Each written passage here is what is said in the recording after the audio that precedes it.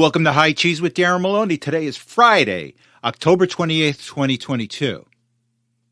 And let me tell you, if you're a Democrat or a disgruntled Trump hater that votes for John Fetterman for Senate in Pennsylvania on November 8th, you have no self-respect.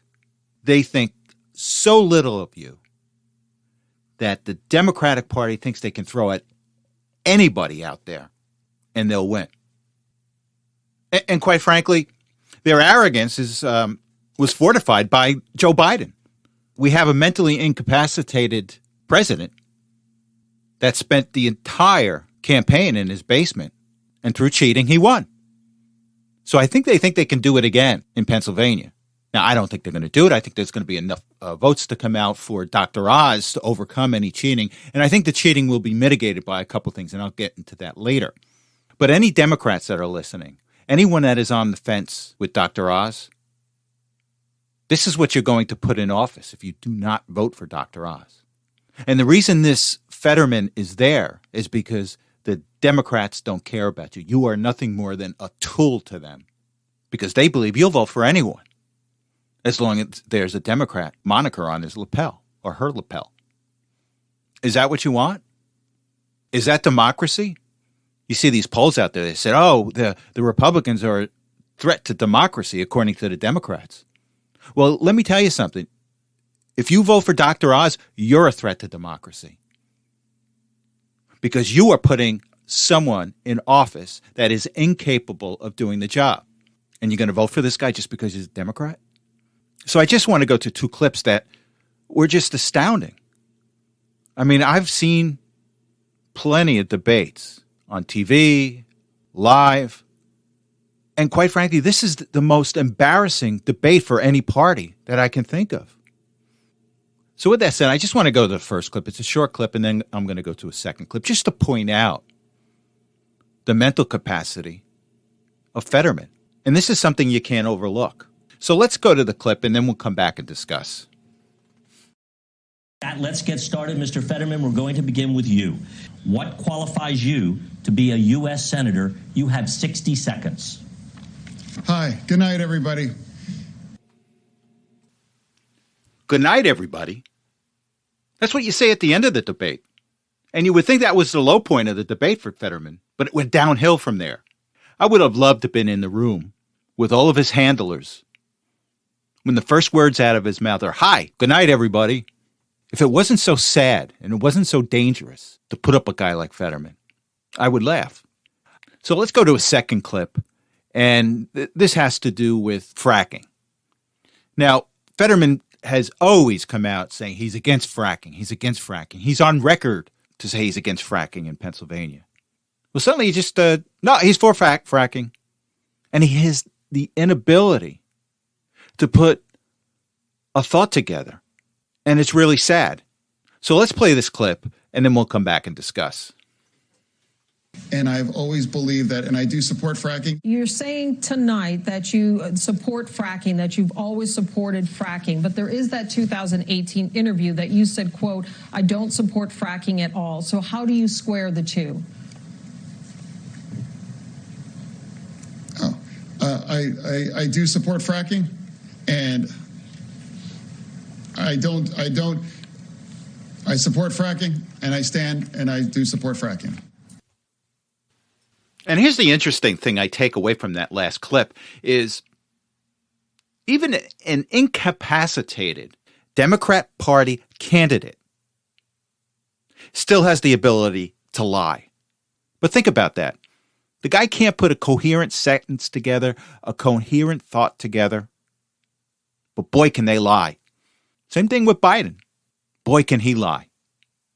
Now, they're in a state of panic in Pennsylvania and in Washington, too, the DNC over this. And the reason they're in a state of panic because they came out, I think, later that evening or the very next day and said that Fetterman raised $2 million within hours of that debate.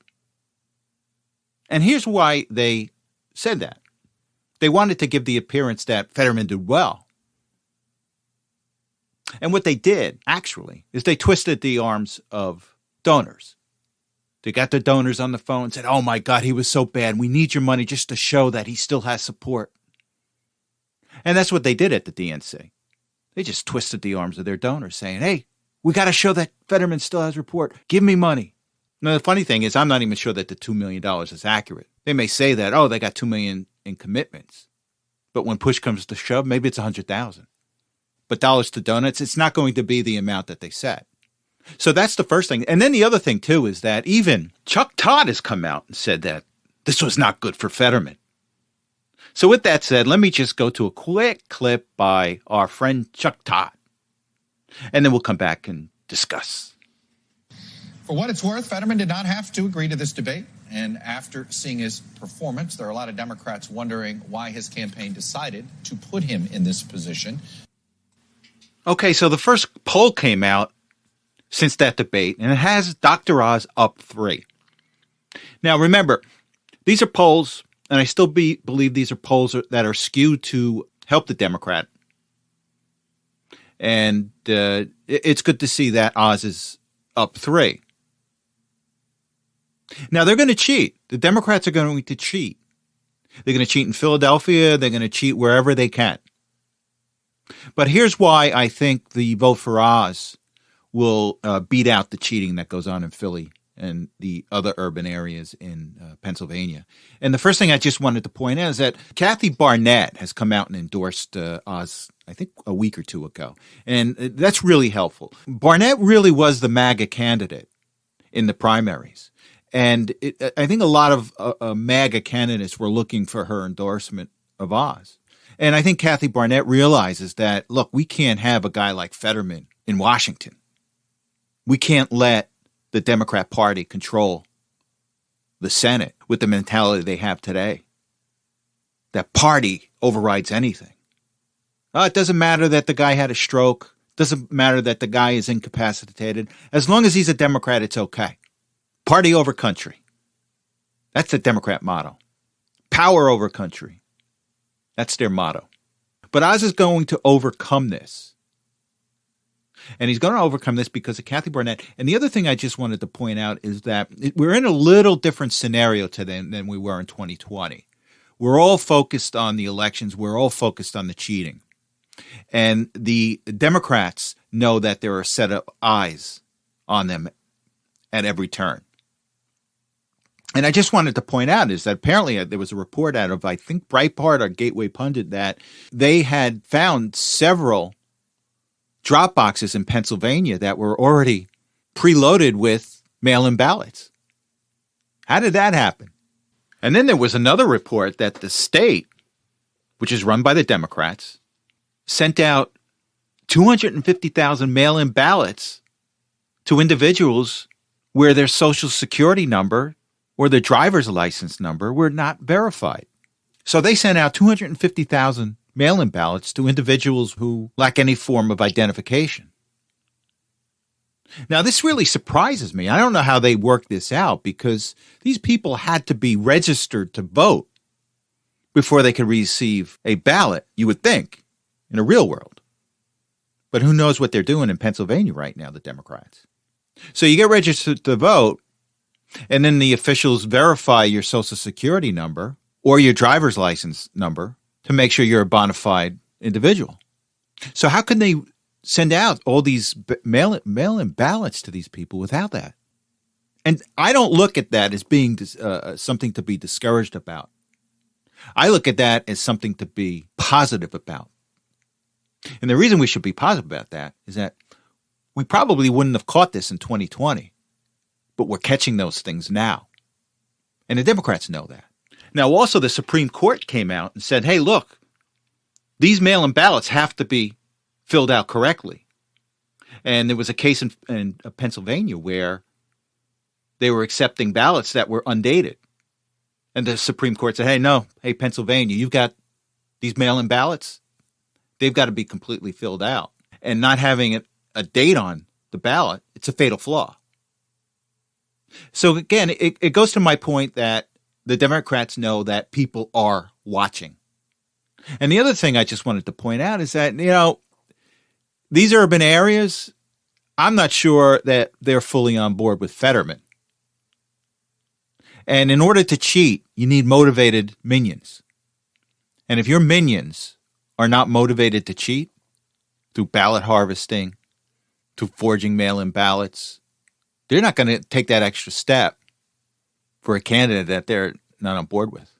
Even if you throw money, $10 per ballot. Don't forget also somebody, you need somebody on the other end to be part of giving you their ballot to be forged or manipulated. So, I don't sense that there's a whole bunch of enthusiasm in the urban areas in Pennsylvania. So, look, they're going to cheat. There's going to be some fraudulent votes. There's going to be some arm twisting. As I mentioned before, the cheat takes place before the election. You've got these minions going into these affordable housing units in these urban areas, twisting the arms of the residents, saying, hey, look, you don't vote for my guy, you're gone. And these poor residents in these affordable housing units, they know no better. So they're going to do whatever these people that are threatening them want them to do. That's just an example. You got other people that stand on street corners and pay people. They call it walking around money in New Jersey. But it's nothing more than just to go into certain areas, particularly urban areas, where you pay people to vote. Now, this is going on right now because the mail-in ballots went out in Pennsylvania.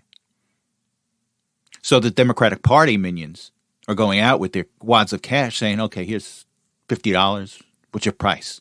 Let me fill out your ballot. But, if you don't have that enthusiasm, which I don't think that they have right now in Philadelphia and the other urban areas, it makes cheating less. They're going to cheat, but I don't think the numbers are going to come out that are going to help Fetterman. So we shall see. But remember, you have to come out and vote. It's likely going to be a close race, and every vote is going to count. So we have Oz up by 3 points, but you have to come out and vote. Vote like Oz is down by 3 points. Vote like that they're cheating in Philadelphia, and your vote is going to counteract that cheat. And while I'm on Pennsylvania, I just, Karl Rove is a despicable person. He's a rat. He hates Trump. He hates anything that has to do with Trump. And he's come out with this ad. He put together, his organization put out this ad that was a backhanded slap at Mastriano, who's running for governor there. And Mastriano is pure MAGA. Oz is right on the border. He needs MAGA support to get him over the finish line. But Mastriano is pure MAGA. And I was talking to my mother about Mastriano's campaign.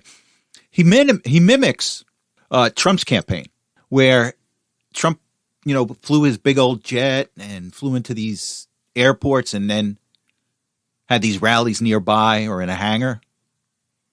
Well, Mastriano's doing this. He's going to these rural areas in Pennsylvania with his little Cessna. I think it's a little Cessna. It's like a little two-seater. He flies in. And I'm like joking. Like, look at the comparison. When Trump ran, he had this big 747. Mastriano comes in. He's got a little two-seater Cessna. But the results are going to be the same.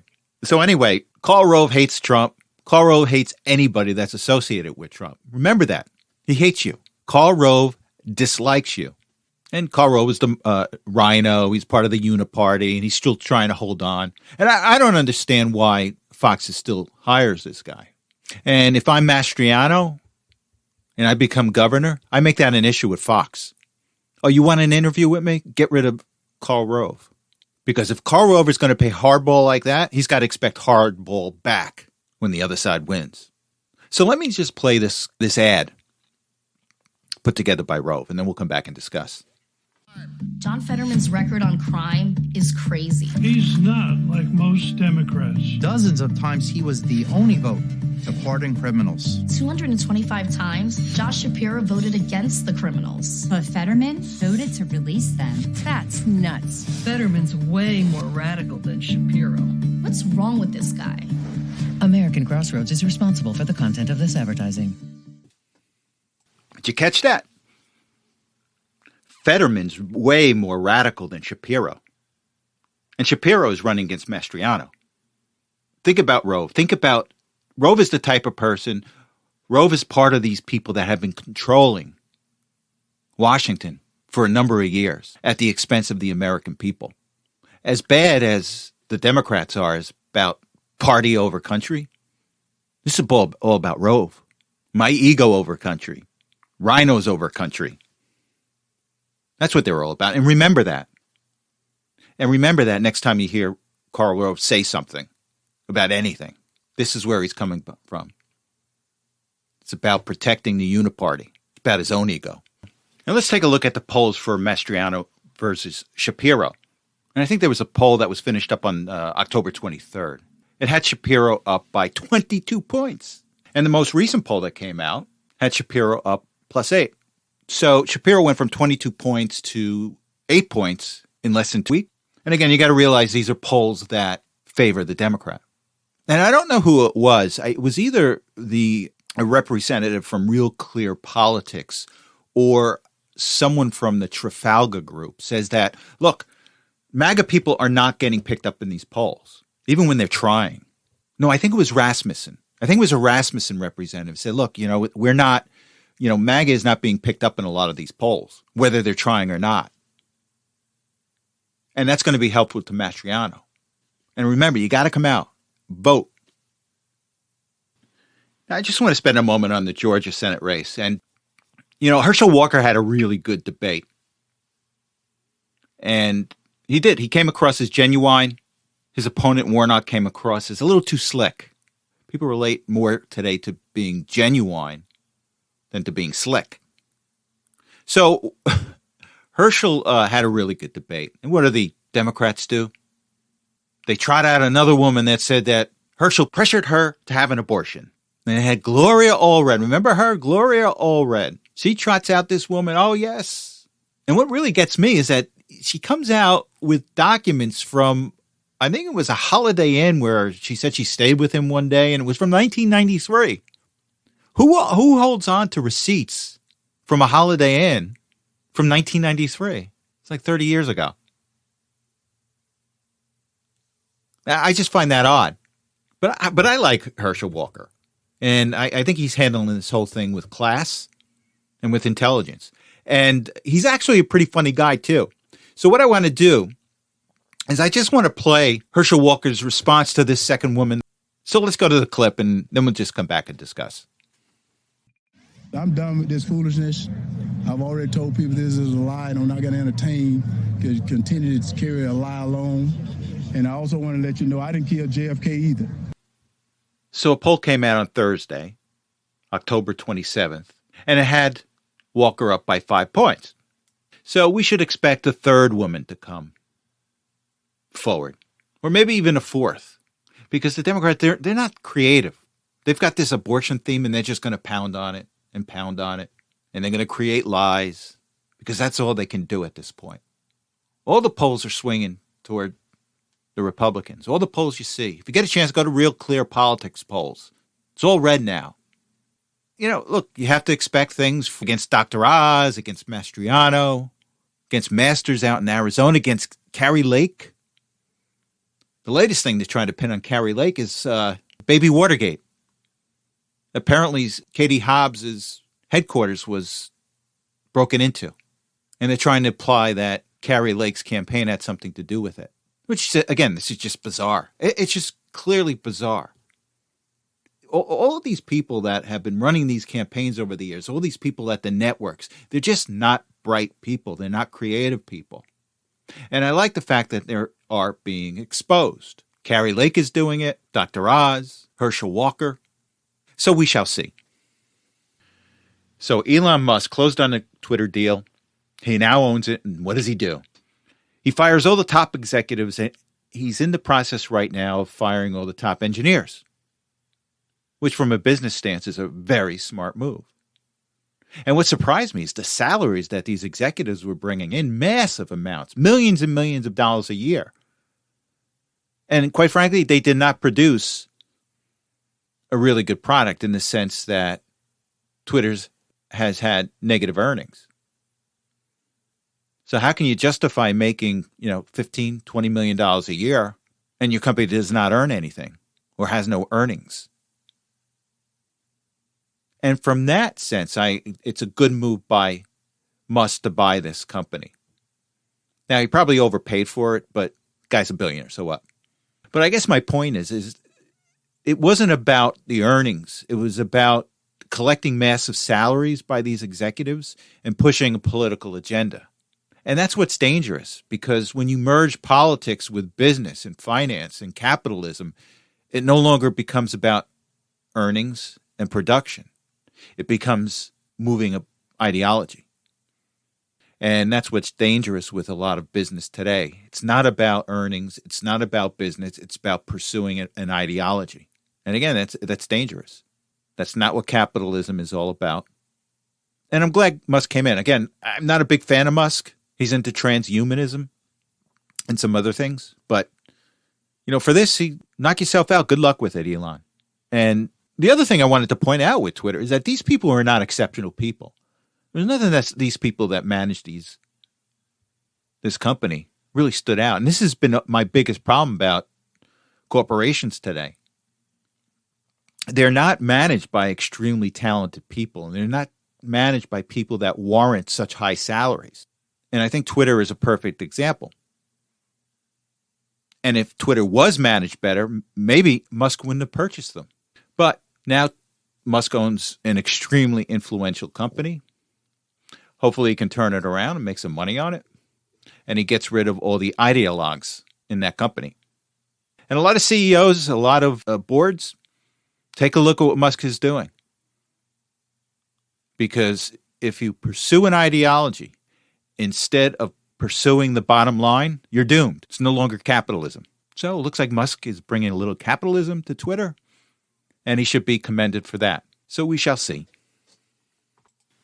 And speaking about people who are kind of merging politics, ideology with capitalism is Jim Cramer, the so-called expert at CNBC. He's got his own show, and he pushes certain stocks, and everybody goes to him for advice. And he was the guy that, I guess maybe six months ago, made a proclamation that said, "This is the best economy I can remember." Something along those lines. And it's right after the White House had sent a message out to its minions saying, "Hey, look, you got to pump up the economy. Things aren't looking that good for us." And so Cramer was leading the charge, saying, "Oh, this is such a great economy. This is a great market." Cheerleading for political purposes. Look at the stock market today. Now, I want to play two clips. First clip is from several months ago, where Jim Cramer was pushing Meta, which is Facebook. Facebook changed its name to Meta. And Cramer is out there pushing, "You got to buy Meta stock. It's a buy." And then the second clip is him apologizing. "Oh, well, I was wrong." After Meta lost 25% of its value. So let me play the first clip, and then we'll come back and discuss, and then we'll play the second clip. I have so many people should be buying this stock. This is so for real. Okay, now, what are they spending over the next 5 years? Not nearly as much as we thought. It's not going to be the tens of billions. It isn't? No, because they're so far ahead of everybody. I mean, they already spent 10 last year, right, with no return. I am telling you, this thing is radical. Okay, again, that clip was several months ago when Cramer's pushing, our expert, Cramer's pushing Meta. And he was talking about the metaverse, which is an alternate universe. People put some kind of headset on top, and then they can go into this alternate universe with all these avatars. But that's not the point. The point is that we've got our political / business / financial expert, always with an agenda. Now let's go several months later. Meta / Facebook just lost 25% of its value, and our expert is exposed. So what does he do? He apologizes, and then has a mini meltdown. He starts tearing up, and he asks for a hug from one of the co-hosts. And quite frankly, I think it's kind of comical, but this is really the mindset of the people that we're dealing with right now. Oh, they're all experts. I know everything. But when they're not right, they kind of have a mini emotional breakdown. That's not strength. That's just being exposed. All right, so let's go to this clip. This situation is almost a rogue situation. I had thought there would be an understanding that you just can't spend and spend right through your free cash flow. That there had to be some level of discipline, and I didn't get it. What did I get wrong? I trusted them, not myself. For that, I regret. I did believe that there would be some discipline. I emphasized to them, actually, that I expected discipline. But I want to go back again. I made a mistake, and I was wrong. I trusted this management team, and that was ill-advised. And I own that. So he apologizes, but he only apologizes by blaming Meta. Oh, I trusted them when I shouldn't have. Well, Kramer, the numbers were right in front of you. You just disregarded them at the time. And you did the same thing when you were telling everybody how great the economy was. And to me, I think Kramer runs by the rules that it's easier to get forgiveness than it is permission. And I think, when you take a look at Kramer and his response and I apologize, this is going to be the same responses from the Democrats once they get crushed. Oh, I didn't know. It was somebody else, not my fault. But anyway, I guess my point is all these experts that you see on TV, they're self-anointed, they're pushed by corporate media, and they don't have your interest at heart. They have their own. And when they get caught, they'll blame somebody else. I apologize, but I apologize because I listened to somebody else. It's their fault, not mine, and I listened to them. I'm sorry. But I really do. I expect more from a self-anointed expert when he's wrong. Just say I was wrong. No meltdown, no hugs. You were wrong. We've really damaged our children during the pandemic with these lockdowns. You take a look at the test scores that have recently come out. They're much lower than they should be. So we've dumbed down our kids. They've got psychological problems by being locked up in their rooms for 2 years with no social interaction. And with that said, there's a third item. I'm going to switch you to a clip from NBC Nightly News, and it has to do with a virus called RSV. So let me play the clip, and then we'll come back and discuss. Let's turn to that big increase now in cases of RSV infections in children, with many hospitals saying they're in crisis mode now. Tom Costello has the warning signs for parents. 3-year-old Izzy Banky is today almost back to her old self, but she's been through a rough few weeks. Homesick, a 2-hour wait in an urgent care clinic, a second urgent care visit, an ambulance ride to Children's National Med Center as she struggled to breathe. Then admitted with RSV-caused pneumonia. RSV is an ever-present respiratory virus, but especially serious in kids with low immunity after isolating during the pandemic. Now, hospitals nationwide say they're overwhelmed with sick kids. Now, one of the key takeaways from this segment is the low immunity that children develop from isolating during the pandemic. Should that be a surprise? Our immune systems are built up as a result of interacting with people and warding off the viruses they have so we can develop our own immune system. And when you isolate children, they don't have a chance to work their immune system. They don't have a chance to interact with other people who are throwing off their own viruses that help develop immunity in these children. So now we've got kids walking around with a weakened immune system because of this pandemic. It's almost like, remember the movie? I think John Travolta was in it. It was called The Bubble Boy. A long time ago. He lived in a bubble because he had no immune system. He couldn't interact with people. But this is what we've created by isolating our children. They have a weakened immune system because they have not interacted with other people and other children. And your immune system is just like a muscle. You have to work it. If you work it, it gets stronger. And they knew this. That's why there was a piece with Anthony Fauci where he said, I had nothing to do with the lockdowns. Because he knows what's out there. He knows the damage that's been done. He's in denial. He's just lying about it. And the CDC, all of these health officials knew that this was going to happen to our kids. And the other thing that they're not telling you, too, there is a good probability that there may be a chance that these vaccines have damaged the immune system of our children, which make them more susceptible to this RSV. And that should be looked into. But the damage that we've done to our children during this pandemic, it's criminal. And again, that's why when the Republicans take over, we have to have hearings on this. People have to be held accountable. particularly for the damage that we did to our kids. So we shall see. All right, let's go to our loser of the week. And our loser of the week for this week is Liz Cheney. Liz Cheney, as a result of her Meet the Press interview this past Sunday. And she gets that because she's let her hatred for Donald Trump overwhelm everything else. And with this said, let's just go to a clip and then we'll come back and discuss. That everybody has an obligation to defend the Constitution, an obligation to do what's right. But I think that there's no question that his election as president in 2016 began something that has been very dangerous for this nation. And we now see he's willing to do everything he needs to do, everything within his power to stop a peaceful transition of power. And he can never be president again. All right. You have said you're going to do whatever it takes to stop Donald Trump from getting back to that Oval Office. Define whatever it takes. Look, there are very few certainties in politics. But one thing that you can absolutely count on is that there are tens of millions of Americans who will do everything we need to do to make sure Donald Trump is never the president again. You know, how ironic is this interview? In the beginning of the interview, she says, we have an obligation to uphold and defend the Constitution. And then within the same interview, she wants to take away Donald Trump's constitutional rights to meet her political objectives. This whole J6 hearing flies in the face of the Constitution. Donald Trump has no rights here. He can't publicly defend himself.